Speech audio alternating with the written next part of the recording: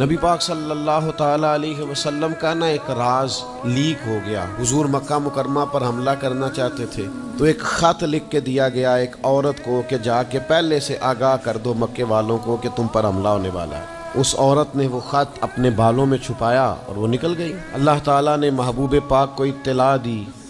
حضور علیہ الصلوۃ والسلام نے حضرت مولا علی کو 2 صحابہ کے ساتھ بھیجا، فرمایا مقام خاک پر تمہیں ایک بی بی ملے گی، اس کے پاس سے خط ہے جو کفار کی طرف جا رہا ہے، اسے گرفتار کرو، وہ خط لے لو اور واپس آ جاؤ۔ حضرت مولا علی شیر خدا رضی اللہ تعالیٰ عنہ وہاں پہنچ گئے، اس خاتون کو گرفتار کر لیا، اس کو کہا وہ خط دے، وہ کہنے لگی میرے پاس تو نہیں ہے۔ تو حضرت علی فرمانے لگے چونکہ میرے نبی نے کہا ہے تو خط تیرے پاس ہی ہے۔